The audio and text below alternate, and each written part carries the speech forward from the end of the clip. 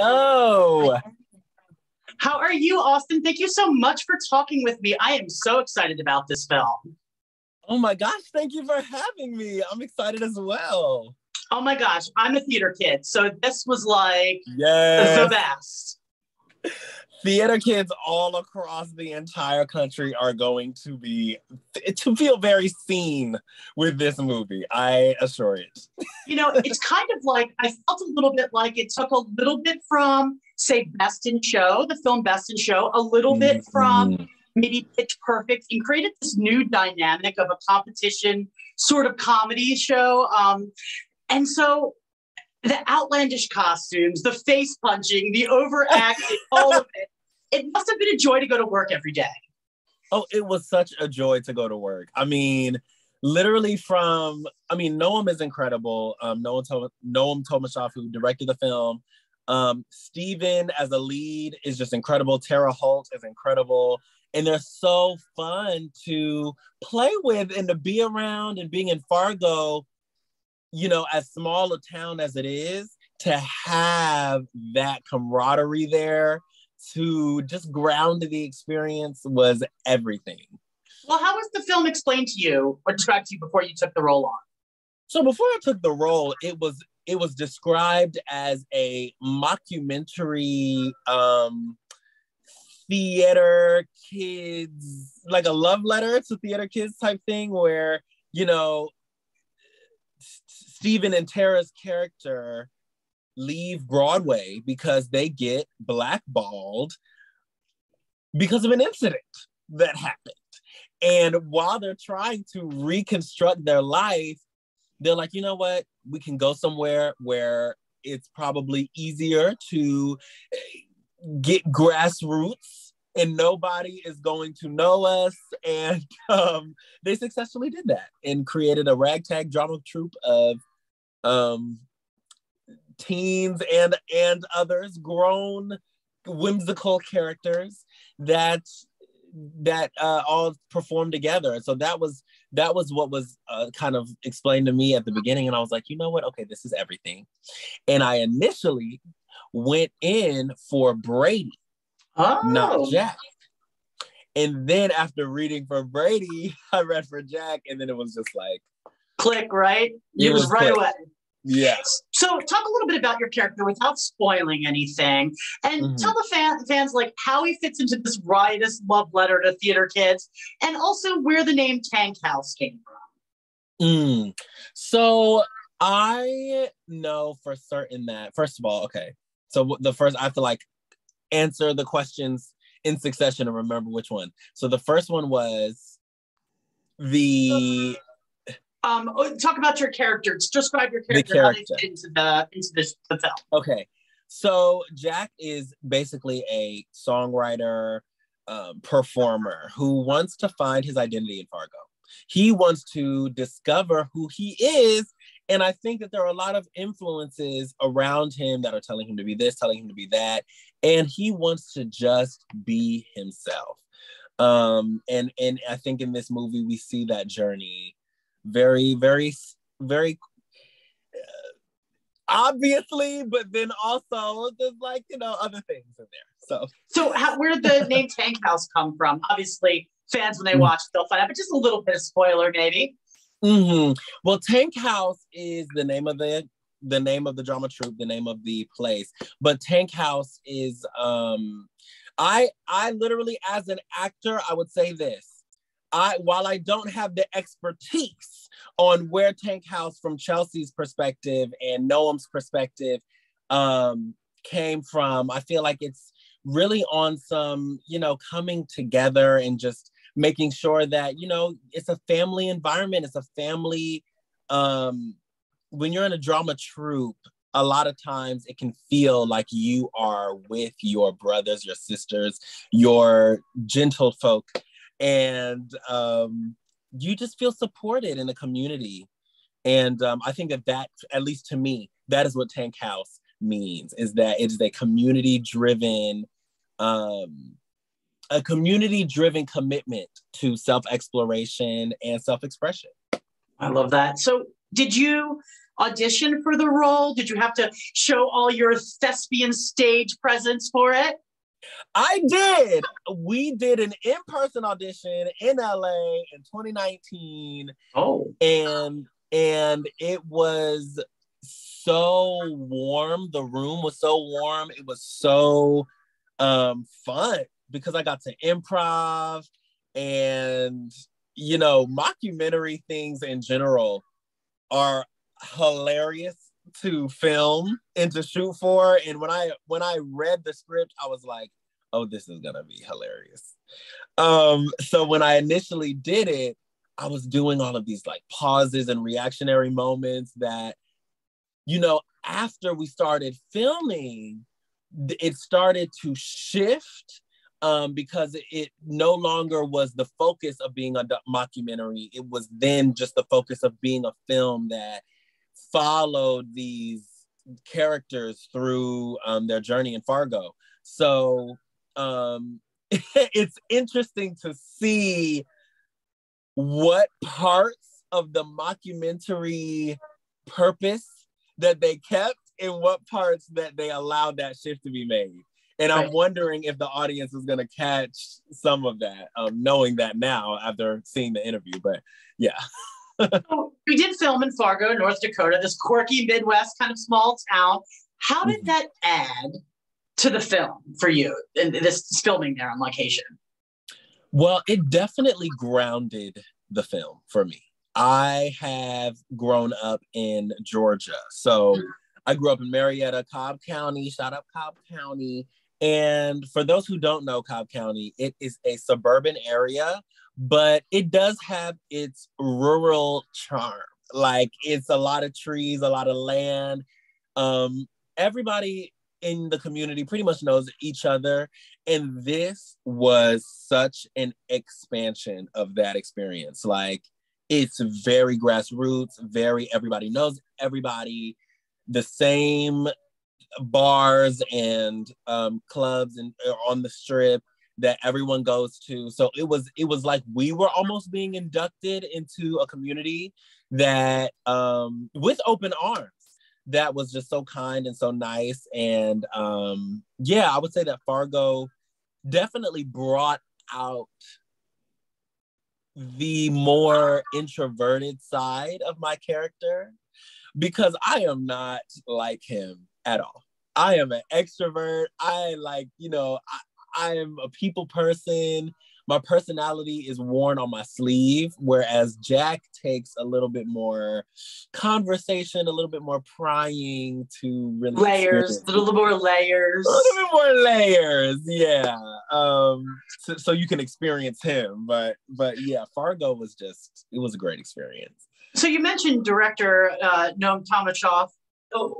Did he allow any creative input into your character, or was everything pretty much in script? He allowed so much creative input, I think, from everybody. Everyone brought their characters so much so to life. I mean, especially from when I read it, I was like, who is gonna be this Viking? Like, who is gonna play this? And Joe Adler did an incredible job. You know, like the characters are so whimsical that you kind of do have to, I feel, let the actor add their spice to it and their sauce. And Noam is just so great with doing that. I mean, he himself is an actor, so I feel like he knows how to direct 2 actors and 4 actors. And Chelsea Fry, who wrote the movie, is also an actor, so she knows how to make a creative, screenplay that translates well to actors. So it was done just really well. So the film, it has this stellar cast. It has screen legends Christopher Lloyd playing the salty drama teacher Schlesinger. It's Fargo counterpart Richard Kind, who's like this ruthlessly intimidating theater guru, Mr. Morton said. What was it like working with those 2 guys? Because I know I would have just been like a sponge, sucking up all of their talent, their experience, all of that. It was incredible. First of all, I spent the most time on set with Richard Kind. And he is just exactly like his name, kind and very conversational. He's conversational, and he is not afraid to, give advice or tell a story from when he was in similar shoes to you. He's just so thoughtful and gracious, and being around him was a masterclass of sorts. It was kind of like, oh wow, he showed up, he knew every single line, he was so well prepared, and the modern major general off was a hilarious moment because Tara, she got it down so well, having to, be in the moment and do all of these theatrics emotionally with having to remember just the words of the modern major general off. And they both did just incredibly, and it was just incredible. And Christopher Lloyd is just so nice and down to earth, and he is a generational transcendent for sure, because he's very easy to connect with. That's these great stories. The cast, we talked a little bit about how it's a theater group portraying, this well-oiled machine of bonded misfits, which is always what a theater group is, especially a theater group geared towards younger people. You're kind of this bonded group of misfits. And I'm sure filming on location helped to build that dynamic in real life. Did you all spend time together beforehand to sort of develop that core friendship? And did you stay in touch afterwards? So we did not hang out beforehand. We met just like the characters met. Which honestly, I think fed the authenticity of their getting to know each otherness. But we quickly developed cast-wide chemistry. We were always going out together. Me and Luke Roberts, who plays Brady, like my best friend, we developed a little bromance on set. And yeah, I would say I gleaned from everybody. And it was just a great experience. And I still talk to literally all of them. I still talk heavy to Joe.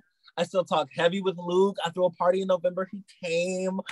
And yeah, it's Tara and Steven and everyone. And Devere, of course, too, which I'm in another film with Devere coming out at the end of the year called Home for Jesus. So we'll have to talk about that. Yeah. So, some of the skits were like so over the top. What was your favorite moment in throwing down that thespian heat in the alleyways and the sing-offs, the sabotage-fueled stage antics? When you think back, you were like, that was the one. That is the one that I will remember forever. Oh, wow. I would say there were two moments that were like one of the most memorable moments. One moment was when I sang the song that Jack wrote for the workshop that they were doing. That was a moment that was like, okay, whew, not me having to sing in front of everybody, take after take. Let me But then also the one of the very first performances that the drama troupe puts on in the warehouse. It was outdoors, it was indoors, and it took a lot of choreography and being outside with all of the townspeople and working that instrument. And that was really, really fun. That and the tight suits. When we wore the tight suits, that was fun too. Those costumes were great. They were really great. Yes. So what do you hope fans take from this film when they go see it? When they walk out of the theater, what are you hoping that they're thinking? Well, for me personally, I am more attuned to the more rural fan base, the more, small homebody, small town people that, I grew up in a hub. I grew up in Atlanta. Then I went to NYU in New York. And then after NYU, I moved to LA. So it's like I've always been in a highly populated area that funds the arts and pays attention to the arts. But there are a lot of places that don't get funding for the arts. The arts don't get a lot of respect. And for people who choose the arts as a viable ways to make a living, they might be shot down or made to feel like they're not a real workplace person. And I think that this movie is definitely made for those people to, you know, just show a story that of people that are inspiring themselves out of a system that maybe they felt trapped or imprisoned in. And also, I think I'm a pastor's kid. So I grew up in the church. I grew up around a lot of staunch beliefs and societal norms. And I think that when you're from an area like that and you want to branch out and just discover who you are, it is healthy to lay down your traditions for 2 seconds. God has seen it all. God has been there through it all. He has seen, I mean, when humans were eating each other at one point, he has seen it. He has seen it. And I think that, you know, stepping out of your town's understanding of society for 2 seconds, if only for a season of life, to discover who you are and what you want to do is healthy and encouraged. I think that's what kids get from theater groups anyway. Oftentimes, it's an expression of who they are. It's a family that they can feel accepted in, welcomed in, and be able to shine for what they are inside. And I think that fans are really going to relate to that in this film. And it's going to put a smile on their face. They're going to recognize themselves. Yes, even the exercises that are being done, the weird, like, you know, just like, why are we doing this? But vocal exercise, it weirdly helps with performing, you know. So I love that. So what's next for you? You did mention that movie coming out later this year. What else are you working on? So there is an untitled John Logan project that will be out on Peacock this summer. And it is a horror film, Blumhouse, and it's my first horror movie, so I am excited to be a part. And Kevin Bacon is taking the lead, and I cannot wait for people to see it. It is about a gay conversion camp, and I cannot wait for people to see it. I cannot wait for that either. I've never seen a horror movie about a gay conversion camp. And there's another movie also coming out at the end of the year called Honk for Jesus, Save Your Soul, with Regina Hall and Sterling K. Brown. And Devere Rogers, who is in this movie as well, he plays, I'm blanking on his character's name, but the Guther. I think his name is Guther or something like that, to where he can't really see, and he has to work with his whimsically gained disability to express himself in the theater. And he is in that movie with me as well. So it should be fun. It should be fun. A fun so year. Excited to see all of these, especially the gay conversion horror film. I feel like that's that goes without saying. Gay conversion and horror, they are like a marriage. Right. Oh, yes. Yes. It goes without saying. It goes without saying. So what would you like to say to the fans that have, you know, followed you from Booksmart, are going to see this, are going to fall in love with you all over again, and then going to follow you to the next thing? Fans are dedicated to the people that they love and the people that they see themselves in. So what would you like to say to them?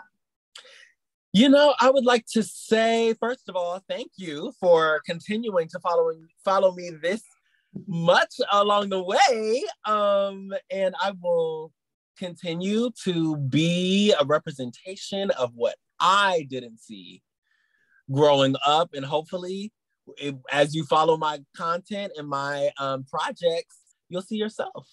Booksmart was a very, you know, I never really grew up allowed to be flamboyant or like out there. And while I am feminine and flamboyant at times, there are times when I'm more masculine or like fit more into a gender norm or whatever. And then it's like, oh, well, aren't you? And I think I've been given such a great opportunity to play different types of, I played a samurai on, you know, Netflix who was struggling with his sexuality. And then I'll play, you know, somebody in Booksmart that's just so free and so out there.